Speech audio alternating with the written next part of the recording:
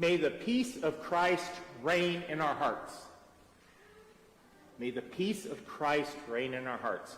Today happens to be the 100th anniversary of the Feast of Christ the King, which was established in the Roman Catholic Church by Pope Pius XI to counter extreme nationalism and the desire to grab power.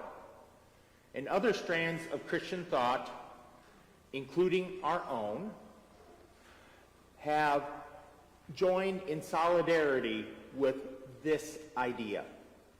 To understand the roots of this feast on the last Sunday of the church year, we need to look at the world as it existed 100 years ago.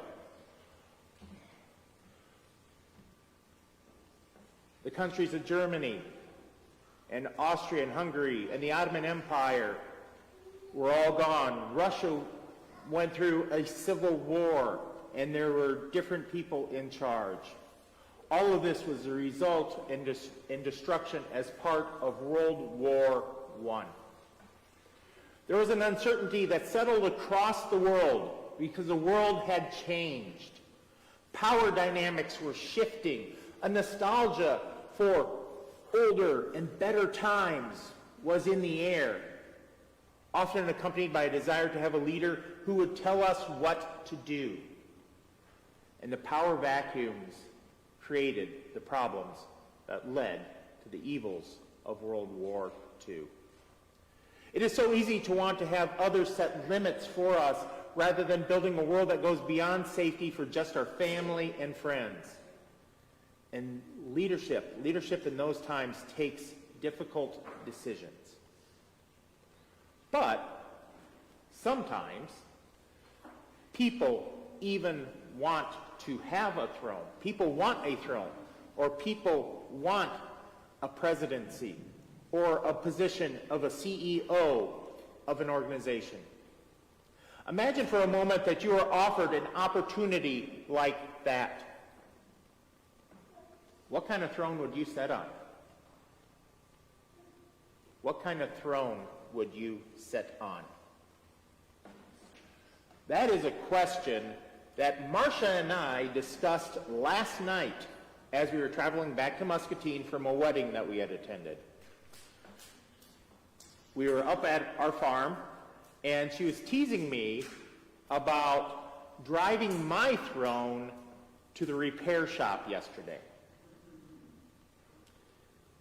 In that case, my throne was the seat of a tractor navigating down the gravel road in high gear. Still, it is a question that has merit. What kind of throne would you sit on? What kind of throne would you sit on? Would you want to have to sit on a throne daily, listening and working to make the best decisions for your people? And I do not think that that is an easy job to do correctly. Now, during Jesus' time, a throne room was a place where a king called people in and made judgments about people and disputes and the country that they were in. Nowadays, we think of a throne maybe more as an office corner suite. That is a problem in itself because it often makes people isolated from the everyday, from everyday opinions. But it is also a necessity to get things accomplished. Sitting on a hard throne, I believe, can be exhausting.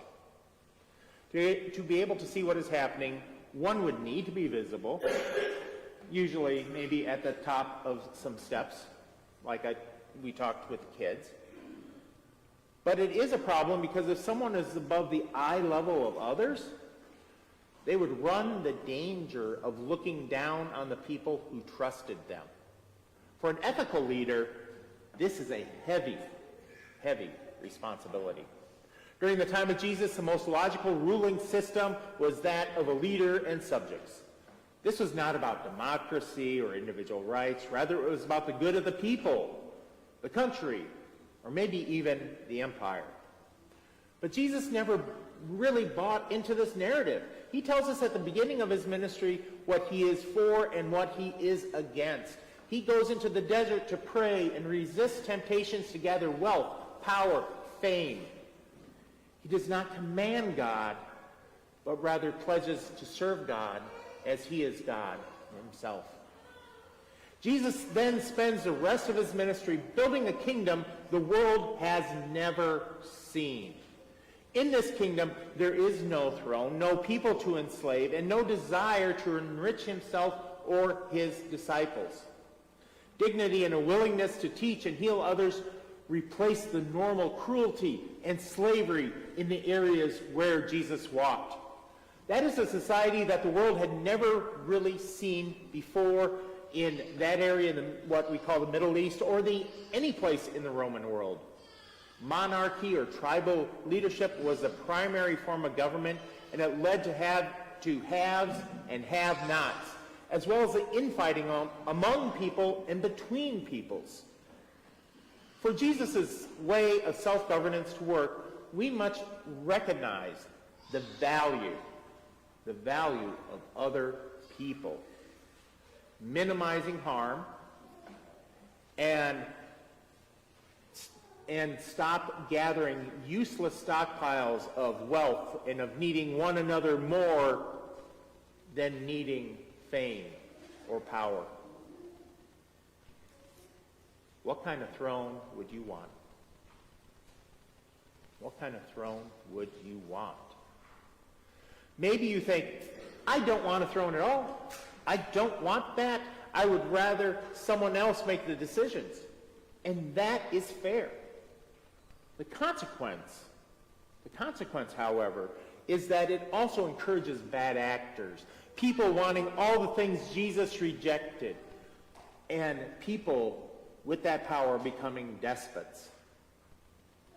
There's a recipe for gaining power in these situations. Join a group and agree with what they do. Find a group to marginalize and then isolate them from others using fear, intimidation, and violence.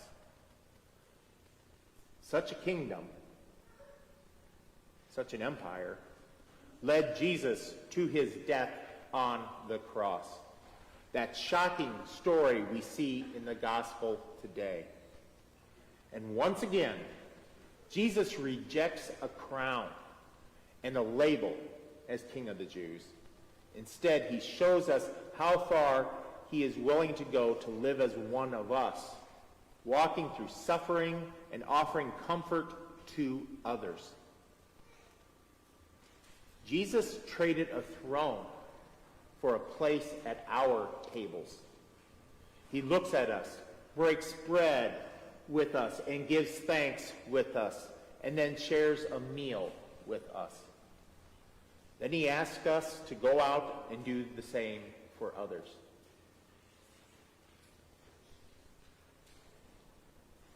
To do the thing that he asked us to do, to love our neighbors, to love others as ourselves. May the peace of Christ reign in our hearts. May the peace of Christ reign in our hearts. Amen.